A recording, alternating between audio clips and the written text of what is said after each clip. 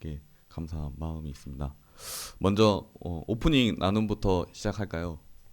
오늘 오프닝 나눔 주제는 정말 어려운 상황을 여러분께서 마주했을 때 어떻게 행동하는지에 대해서 나누고 싶습니다. 네, 각자 한번 함께 나눠주시죠.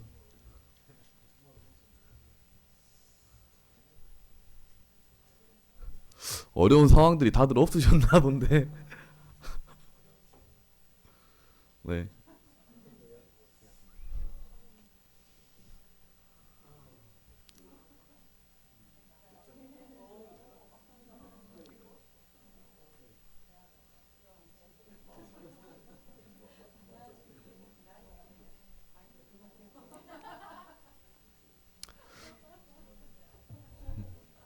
네, 막 여기서 들리는데 정말 막 솔직하지 않게 하시는 분들 많으신데 많으시네요. 야, 기도를 또 하시는 분들, 야, 멋있습니다. 아, 하지만 참 오늘 오프닝 나눔을 이제 준비하면서 사실 저는 그렇지 못했거든요. 기도하지 못하고 2023년 정말 많은 굴 속에 들어갔던 것 같습니다. 그런데 오늘 말씀을 정말 준비하면서 저희가 이제는 이러한 상황 속에서 우리가 어떻게 해야 될지 어, 어, 더 깊이 깨닫고자 이 나눔을 준비해봤습니다. 네, 그러면 제가 말씀 시작하기에 앞서서 기도하고 요절을 읽고 기도하고 시작하겠습니다. 함께 요절 말씀 읽겠습니다. 시작. 내가 진실로 너희에게 이르노니 누구든지 이 산더러 들리어 바다에 던져지라 하며 그 말하는 것이 이루어질 줄 믿고 마음에 의심하지 아니하면 그대로 되리라. 살아계신 하나님 아버지, 오늘 말씀 가운데 저희를 인도해 주심에 감사드립니다. 삶 가운데 우리가 하나님을 믿노라 하면서도 실상 우리의 모습은 의심을 이기지 못하고 무기력한 자였음을 고백합니다. 그러나 오늘 주시는 말씀 통해 이제는 정말 하나님을 믿고 삶 속 매 순간마다 도전하는 자들이 될 수 있기를 간절히 원합니다. 말씀을 듣는 모든 이들에게 성령님 함께 하셔서 저희의 심령이 진정으로 깨닫고 변화되는 시간으로 인도하여 주시옵소서. 걸어가신 우리 주 예수 그리스도 이름으로 기도합니다. 네, 한국 기독교 분석 리포트에 따르면 최근 5년 동안 국내 개신교인 비율은 20%에서 15%까지 감소했다고 합니다. 이 추세로 10년 뒤에는 국내 개신교인이 전체 인구의 10% 이하로까지 추락할 것이라고 합니다. 이런 분석 리포트가 사실 아니더라도 현재 우리 복음 역사를 위한 시대적 환경이 많이 어렵다는 것은 저희 모두가 알고 있는 현실입니다. 이런 어두운 현실로 인해 2024년 새해를 맞이했지만 우리의 마음은 그렇게 썩 밝지만은 않습니다. 또한 우리 앞에 어떤 어려움이 닥칠지 두렵기도 합니다. 그러나 예수님께서는 이런 어려운 환경을 바라보지 말고 하나님을 믿으라고 하십니다. 그렇다면 하나님을 믿으라는 말씀은 구체적으로 무엇을 말하며 우리가 하나님을 믿을 때 어떤 일이 일어납니까? 본문 말씀을 통해 이를 배우고 하나님을 믿음으로 새해를 출발하는 저희 모두가 될 수 있길 기도합니다. 파트 1. 하나님을 믿고 산에 도전하라. 마가복음 11장에서 예수님과 제자들은 예루살렘에 입성했습니다. 나귀 새끼를 타고 왕으로서 예루살렘에 입성하신 예수님을 보고 사람들은 환영하며 외쳤습니다. 호산나! 찬송하리로다! 주의 이름으로 오시는 이여! 다음날 예루살렘으로 가던 길에 시장하셨던 예수님은 한 무화과 나무에서 먹을 것을 찾으셨습니다. 이스라엘에서 무화과 나무는 4월과 8월 두 번에 걸쳐 열매를 맺는다고 합니다. 4월에 맺히는 열매는 파게라고 하는데 제철이 아니더라도 배고픈 나그네가 잠시 요기할 수 있을 정도의 작은 무화과 정도는 보통 열매를 맺습니다. 그러나 예수님께서 살펴보셨던 그 무화과 나무는 그저 잎만 무성하고 아무런 열매가 없었습니다. 예수님은 이 잎만 무성하고 아무런 열매 없는 무화과 나무를 저주하셨습니다. 여기서 열매 없는 무화과 나무는 당시의 이스라엘 민족과 타락한 성전을 의미합니다. 예수님께서 열매 없는 무화과 나무를 저주하신 후 성전을 정결케 하신 것을 볼 때 그 열매 없는 무화과 나무는 곧 강도의 소굴이 되어버린 성전을 의미한 것입니다. 예수님이 성전에 들어섰을 때 성전은 더 이상 성전이 아니었습니다. 온갖 짐승들을 사고 팔고 하는 시장통과 다를 바 없었습니다. 또 종교 지도자들과 결탁한 장사꾼들은 성전에 바쳐질 재물을 높은 가격에 사고 팔았습니다. 이러한 모습은 가난한 백성들의 호주머니를 노리는 사악한 강도의 소굴과 같았습니다. 예수님은 이러한 성전을 정결케 하신 겁니다. 매매하는 자들을 내쫓으시고 돈 바꾸는 자들의 상과 비둘기 파는 자들의 의자를 둘러 엎으셨습니다. 그리고 아무나 물건을 가지고 성전 안으로 지나다님을 허락하지 않으셨습니다. 마지막으로 성전은 만민이 기도하는 집이 되어야 함을 가르치셨습니다. 제자들은 이 모든 상황을 지켜보았습니다. 그리고 다음 날이 되었습니다. 20절을 보십시오. 성 밖으로 나가 하룻밤을 지낸 후 아침에 예수님과 제자들은 다시 예루살렘으로 들어왔습니다. 그런데 바로 어제 예수님께서 저주하셨던 무화과 나무가 뿌리째 마른 것을 보았습니다. 우리가 간혹 식물이 병충해가 들어서 하루 사이에 죽을 수는 있습니다. 그러나 하룻밤 사이에 푸르렀던 잎이 다 말라버리고 뿌리까지 바싹 마른다는 것은 불가능한 일입니다. 우리 태희 목자님께서 잘 아실 것 같습니다. 네. 절대 가능하지 않는 일이라고 합니다. 이 광경을 본 베드로는 놀라 소리쳤습니다. 라삐어 보소서, 당신이 저주하신 그 무화과 나무가 말랐나이다. 베드로는 예수님이 저주하신 그 무화과 나무가 실제로 저주를 받아 나뒹굴고 있는 것에 매우 놀랐습니다. 무엇보다 예수님이 하신 말씀이 하루아침에 실제로 이루어지는 것에 매우 놀란 것입니다. 아니, 어떻게 말씀 한마디 하셨다고 그 말씀대로 이루어진단 말인가? 베드로는 예수님의 이러한 말씀의 권세를 배우길 원했습니다. 자신도 예수님처럼 말의 권세를 갖고 싶어 했습니다. 하지만 사실 평소에 베드로의 문제는 나서서 큰 소리는 잘 치지만 그 말에 권세가 없다는 것이었습니다. 마태복음 14장을 보면 한 번은 제자들이 밤새도록 풍랑을 만나 고난을 당하고 있을 때 예수님께서 바다 위를 걸으셔서 제자들에게 오셨습니다. 이 모습을 본 제자들은 즉시 예수님이 유령인 줄 알고 무서워 소리 질렀습니다. 예수님은 그렇게 즉시 두려워하는 그들을 안심시켜 주셨습니다. 그러자 베드로가 또 나서서 말합니다. 주여, 만일 주님이시거든 나를 명하사 이 물 위로 오라 하소서. 예수님께서는 이를 허락하셨고 베드로는 다른 제자들이 보는 앞에서 당당하게 물 위를 걸어 예수님께로 갔습니다. 그러나 잠시 후 바람과 파도를 보고 베드로는 두려움에 빠져 곧 그는 바다에 가라앉았고 제자들이 보는 앞에서 믿음이 적은 자라는 책망을 받았습니다. 또 한 번은 예수님께서 제자들과 함께 빌립보 가이사랴를 지날 때 제자들에게 물으셨습니다. 너희는 나를 누구라 하느냐? 이때도 우리 베드로가 먼저 나서서 주는 그리스도시요 살아계신 하나님의 아들이시니다 라고 대답했습니다. 그러자 예수님께서 그를 복이 있다고 칭찬하시며 그의 고백 위에 교회를 세우겠다고 하셨습니다. 심지어는 천국의 열쇠까지 주시겠다고 칭찬하셨습니다.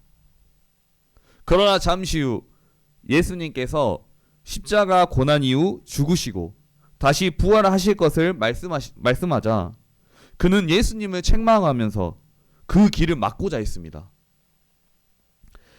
이로 인해 예수님께 사탄아 내 뒤로 물러나라. 너는 나를 넘어지게 하는 자로다. 라는 책망까지 들었습니다. 그는 이처럼 자신의 말에 권세가 없다는 것에 깊은 문제의식이 있었습니다. 그도 예수님처럼 이러한 말의 권세를 덧입고 싶어 했습니다. 자신이 선포하는 대로 그 말들이 현실에서 정말 이루어지기를 바랬습니다. 이런 그에게 예수님께서는 어떤 말씀을 하십니까? 다 같이 22절을 보십시오. 예수께서 그들에게 대답하여 이르시되 하나님을 믿으라. 예수님은 베드로의 소원을 다 아셨습니다. 그리고 예수님도 베드로가 말한 대로 이뤄내는 능력 있는 종이 되기를 원하셨습니다. 그래서 그 비결을 알려주십니다. 하나님을 믿으라. 하나님을 믿으라 이 말은 사실 우리에게도 너무나도 당연한 말 같습니다. 우리는 모두 하나님을 믿습니다.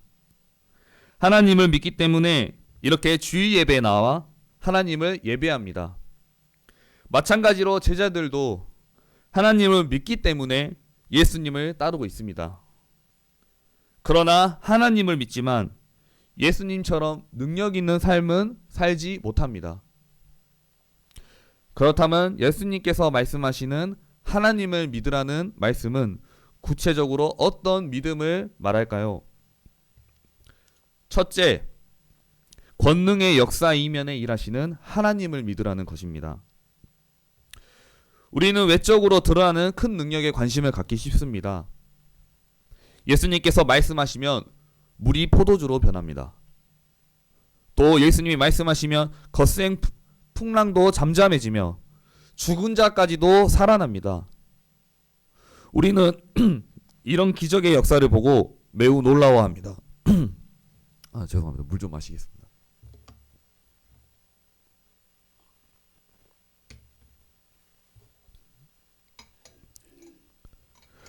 그리고 자신도 그런 놀라운 일을 행하고 싶어 합니다. 예수님께서는 외적으로 일어나는 이러한 권능의 역사만 바라보지 말고 그 이면에 일하고 계시는 하나님을 믿기를 원하십니다. 만일 베드로가 풍랑이 있는 바다를 걸어갔을 때 세차게 불어대는 바람이나 풍랑을 바라보지 않고 오직 하나님을 믿고 예수님을 바라봤다면 어땠을까요? 그는 바다에 빠지지 않고 예수님처럼 바다의 일을 당당하게 걸어갈 수 있었을 것입니다. 또 만일 그가 하나님을 믿고 예수님을 통해서 이루어가실 구원의 역사를 영접했다면 그는 겸손히 예수님이 가르치신 십자가와 부활의 복음을 영접했을 것입니다. 하지만 우리 베드로는 하나님께 대한 믿음보다 능력을 행하고 사람들의 인정과 칭찬을 받는 것에만 관심이 있었습니다. 이 때문에 나서서 큰 소리만 치다가 결국은 실패하고 부끄러움을 당할 수밖에 없었습니다.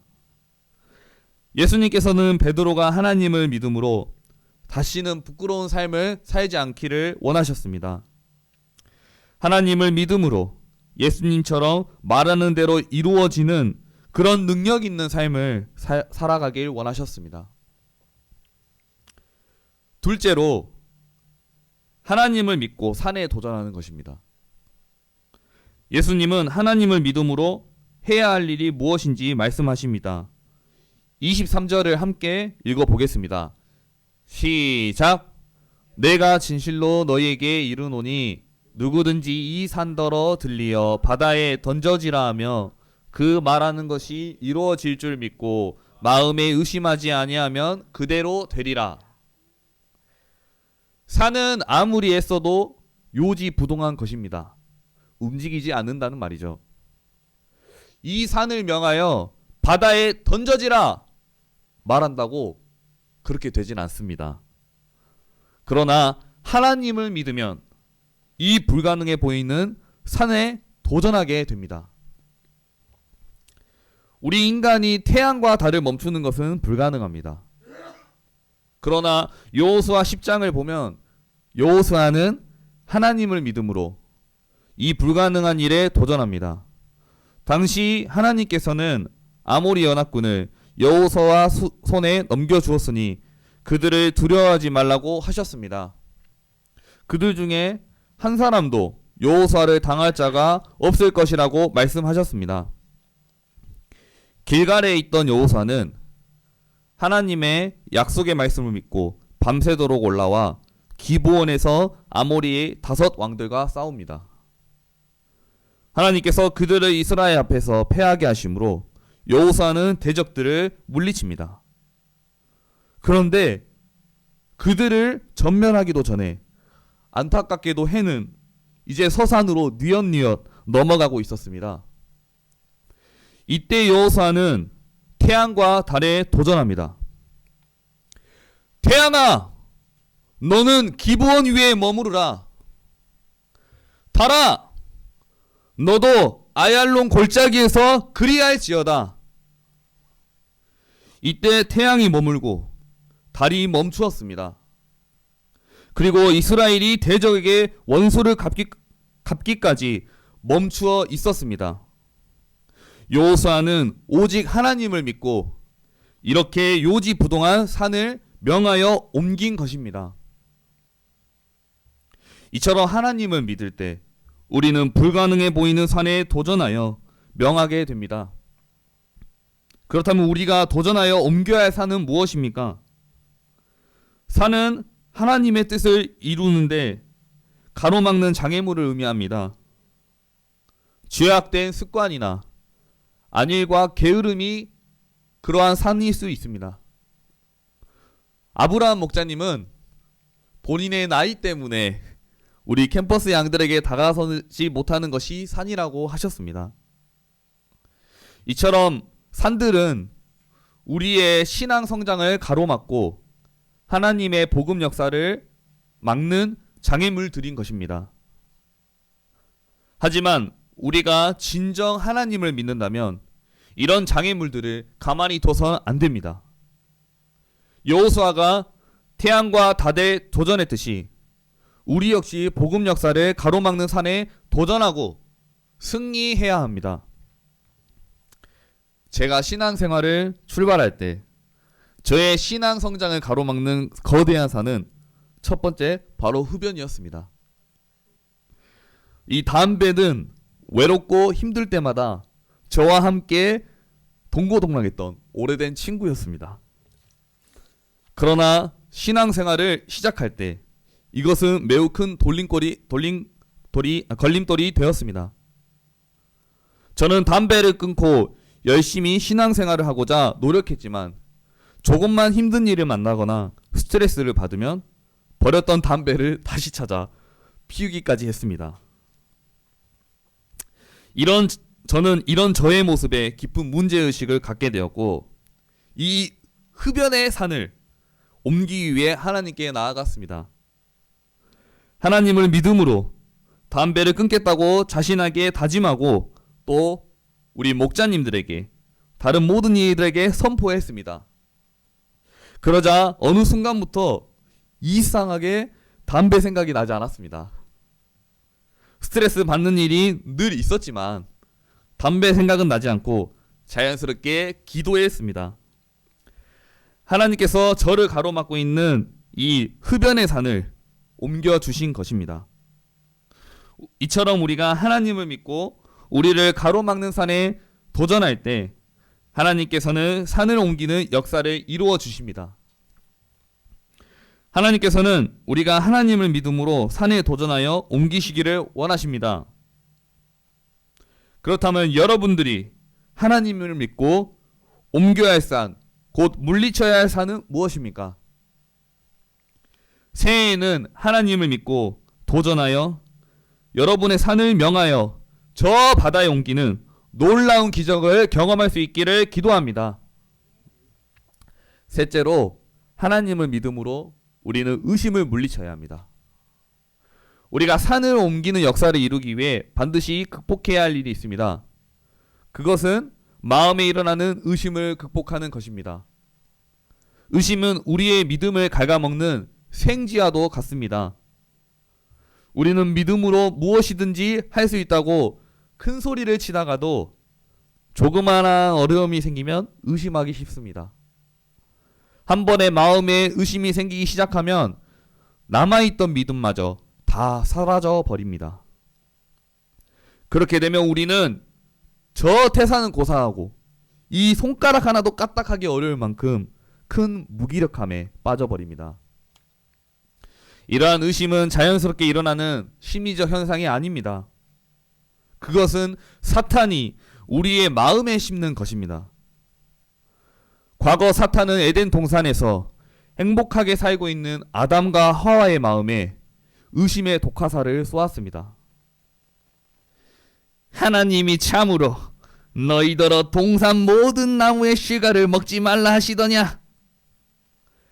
이 질문 하나에 아담과 하와는 하나님의 사랑을 의심하고 또 불신하다가 결국 선악과를 따먹는 죄를 범하게 되었습니다.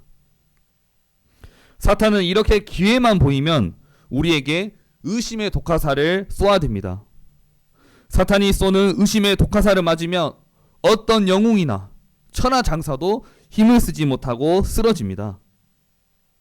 그렇다면 이러한 사탄의 의심의 독화살을 물리치기에 필요한 것은 무엇입니까? 사도 바울은 에베소서 6장 16절에 말합니다. 모든 것 위에 믿음의 방패를 가지고 능히 악한 자의 모든 불화살을 소멸하라. 즉 하나님을 믿는 믿음만이 이러한 의심의 독화살을 물리칠 수 있다는 말입니다. 새롭게 맞이한 2024년, 우리는 어떤 어려움을 마주할지 알 수 없습니다. 또 어려움이 올 때마다 사탄은 우리의 마음에 의심의 독화살을 쏘아댈 것입니다. 그러나 우리는 어떤 어려운 상황에서도 하나님을 믿는 그 믿음을 굳게 붙들어야 하겠습니다. 이때 하나님께서는 믿는 우리와 함께 하시고 그 모든 어려움을 이겨내도록 놀라운 승리의 역사를 이뤄 가실 것입니다. 파트 2. 기도와 용서의 능력. 예수님께서는 제자들에게 하나님을 믿으라 하신 후 계속해서 말씀하십니다. 24절을 보십시오. 그러므로 내가 너희에게 말하노니 무엇이든지 기도하고 구하는 것은 받은 줄로 믿으라. 그리하면 너희에게 그대로 되리라. 믿음에 대해 말씀하신 후 곧바로 기도에 대해 말씀하시는 것을 보면 이 믿음과 기도는 떼려야 뗄 수 없는 관계임을 알 수 있습니다. 아무리 자신이 믿음이 있다고 큰 소리를 쳐도 기도하지 않는다면 그는 믿음이 없는 자입니다. 기도는 하나님과의 대화입니다. 우리가 하나님을 믿는다면 우리에게 필요한 것을 하나님께 기도로 구해야 합니다. 친한 친구에게 전화해 사소한 일까지 알리듯이 우리의 삶 속에서 만나는 크고 작은 문제들을 하나님께 기도해야 합니다. 또 기도란 하나님의 뜻을 구하고 하나님께 대한 신뢰와 확신 속에서 모든 일을 하나님께 맡기는 것입니다. 이러한 마음으로 기도할 때 만물을 지으시고 전능하신 하나님께서 우리를 위해 일하십니다. 하나님께서 우리가 모르는 사이 여러 상황을 통해서 또 사람을 통해서 그 기도를 이뤄 가십니다. 그리고 하나님의 때에 우리에게 응답해 주십니다. 그런데 우리가 기도의 응답을 받기 위해 먼저 해야 할 일이 있습니다. 그것은 무엇입니까? 25절을 함께 읽겠습니다. 시작. 서서 기도할 때 누구에게나 형이 있거든 용서하라. 그리하여야 하늘에 계신 너희 아버지께서도 너희 허물을 사하여 주시리라. 하나님과의 기도를 방해하는 가장 큰 문제는 바로 죄 문제입니다. 죄가 있을 때 우리는 하나님께 깊은 기도를 드릴 수 없습니다. 예수님은 우리 자신의 죄 문제를 해결하기 위해서 먼저 다른 이들과의 죄 문제를 해결하라고 하십니다.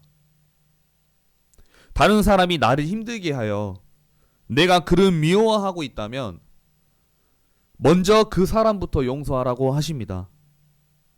마태복음 5장에서도 예수님은 이렇게 말씀하셨습니다. 그러므로 예물을 제단에 드리려다가 거기서 내 형제에게 원망 들을 만한 일이 있는 것이 생각나거든 예물을 제단 앞에 두고 먼저 가서 형제와 화목하고 그 후에 와서 예물을 드리라. 마태복음 18장을 보면 베드로는 형제가 죄를 범했을 때 몇 번이나 용서해 줘야 하는지 예수님께 여쭈었습니다. 예수님은 내게 이르노니 7번뿐 아니라 7번을 70번까지라도 할지니라 고 하셨습니다. 성경에서 7은 완전수를 의미합니다. 그러나 이 말은 490번만 용서하라는 것이 아니라 완전한 용서를 하라는 말입니다. 그러나 이것 역시 인간의 노력으로는 불가능한 일입니다. 형제의 잘못을 한두 번은 눈 감아 줄 수 있지만 무한정 용서할 수는 없을 것 같습니다. 그러나 예수님께서는 우리를 어떻게 용서하셨습니까? 만일 예수님께서 우리를 좁은 마음으로 우리를 대하셨다면 우리 중에 죄에서 용서받을 사람은 단 한 사람도 없을 것입니다. 예수님께서 우리가 반복해서 죄를 범하고 그럼에도 예수님께 회개했을 때 예수님께서는 그때마다 우리에게 용서의 은혜를 베풀어 주셨습니다. 또 심지어 예수님은 십자가에 못 박히는 자들을 위해서 용서의 기도를 하셨습니다. 아버지, 저들을 사하여 주옵소서. 자기들이 하는 것을 알지 못함이니이다. 이 예수님의 용서의 사랑을 덧입을 때 우리는 우리에게 어떤 죄를 범한 자라도 용서할 수 있는 것입니다. 형제를 용서하지 못하는 문제는 우리가 지금 섬기고 있는 이 복음 역사를 섬기는 데 있어서도 우리에게 큰 상과도 같습니다. 형제에 대한 미움의 감정 때문에 성령의 그릇이 깨지고 서로 하나가 되지 못합니다. 그리할 때 하나님의 역사는 오히려 어려움을 겪게 될 것입니다. 새해 예수님의 십자가 사랑으로 형제를 용서하고 사랑의 공동체를 이뤄나가야 하겠습니다. 이를 통해 예수님의 사랑 안에서 성장하는 저희 교회가 될 수 있기를 간절히 기도합니다. 사실 저는 이번 말씀을 준비하면서 참 많이 혼란스러웠습니다. 하나님을 믿으라 는 말씀이 그저 막연하고 저의 삶에 어떻게 적용해야 할지 잘 와닿지 않았기 때문입니다. 모태신앙 가정에서 자랐지만 저는 하나님께 대한 믿음을 갖지 못했습니다. 어려운 현실과 망가진 내면으로 하나님을 믿을 수가 없었습니다. 어린 시절 저희 집은 가난했습니다. 사춘기 시절 그 가난이 누구에게 알려지는 것이 너무 부끄러웠습니다. 친구들에게 가난한 것이 알려지고 놀림 받았을 때는 정말 괴로웠습니다. 그래서 내면에는 이 불공평한 세상에 대하여 분노가 생겼습니다. 또 저는 키가 작고 왜소한 것에도 많은 콤플렉스가 있었습니다. 작고 평범한 외모로 친구들에게 무시를 받았습니다. 저는 이런 열등감에서 벗어나기 위해 뭔가 자랑할 만한 꼬투리가 생기면 큰 소리로 드러내려고 했습니다. 그러나 이런 저의 모습을 좋아하는 친구들은 없었습니다. 그래서 학창시절 늘 외톨이로 살아야 했습니다. 사회에 나와서도 마찬가지였습니다. 세상에서 인정받는 사람들을 보며 그들을 동경했습니다. 그래서 어느 순간 스스로도 잘난 사람, 능력 있는 사람이 되고 싶었습니다. 직장 생활을 할 때는 회사에서 인정받기 위해 열심을 내었고, 사업을 할 때는 세상으로부터 인정받고자 열심히 노력했습니다. 그러나 저는 처음에 큰 소리를 치지만 열심을 내어 일하다가도 여러 가지 문제에 부딪히며 무너지기를 잘했습니다. 갖은 염려와 예민함으로 신경은 늘 쇠약했습니다. 일어나지도 않을 일을 걱정하며 하루 종일 스트레스를 받다가 결국에는 포기해버린 일들이 수없이 많았습니다. 하나님께서는 이런 저를 우리 동생 태희 목자를 통하여 이곳 UBF로 인도하셨습니다. 덕분에 말씀을 공부하고 하나님께 대한 믿음을 갖게 되었습니다. 하나님께 대한 믿음을 갖게 되면서 자신감도 점차 회복할 수 있었습니다. 어느덧 저는 하나님을 믿으면 못할 것이 없다는 자신감도 생겼습니다. 그래서 항상 베드로처럼 다른 사람들보다 먼저 나서기를 잘했습니다. 일용할 양식 말씀 천일도 결단하고 수능도 잘 준비하여 의대에 가겠다고 큰 소리를 쳤습니다. 저는 이런 일들을 이루어 사람들에게 자신을 드러내고 자랑하고 싶었습니다. 신앙에서도 승리하고 세상에서도 승리하고 싶었습니다. 그러나 내 뜻대로 되지 않는 현실에 절망하고 곧 들어 누워버리기를 잘했습니다. 지난 학기 말 저는 보드피아 학생들과 친해졌습니다. 저는 이들과 함께 멋진 성탄절을 보낼 것을 계획하고 있었습니다. 쿠키도 굽고 정말 재밌는 게임도 하고 유토피아 같은 정말 크리스마스를 계획했습니다. 그러나 그들은 기말고사가 끝난 뒤 모두 짐을 싸서 집으로 돌아가 버렸습니다. 이것은 마치 닭 쫓던 개 지붕을 쳐다보는 격이었습니다. 저는 이 문제로 또 벌러덩 들어 누워 버렸습니다. 역시 산은 옮길 수 없는 것인가 좌절하며 그저 무기력한 나만의 동굴로 들어가 동면해 버렸습니다. 그러던 중에 오늘의 신년 말씀을 맡게 되었습니다. 아브라함 목자님은 저희 제자팀에게 서로 무슨 말씀을 맡을 것인지 선택해 보라고 하셨지만 당시 저는 이제 아무것도 자신이 없어서 나서기조차 꺼려했습니다.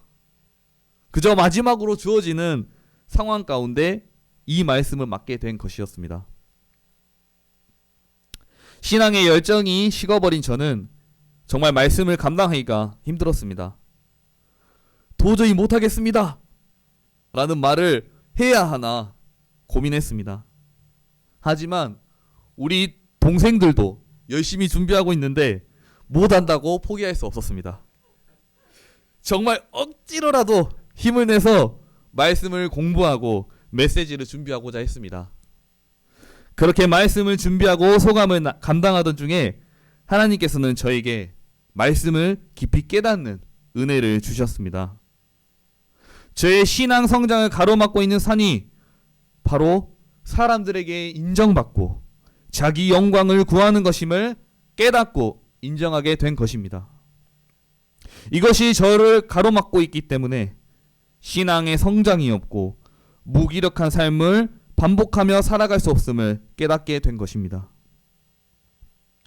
예수님께서는 이제 하나님을 믿음으로 이 산을 명하여 옮기기를 원하십니다.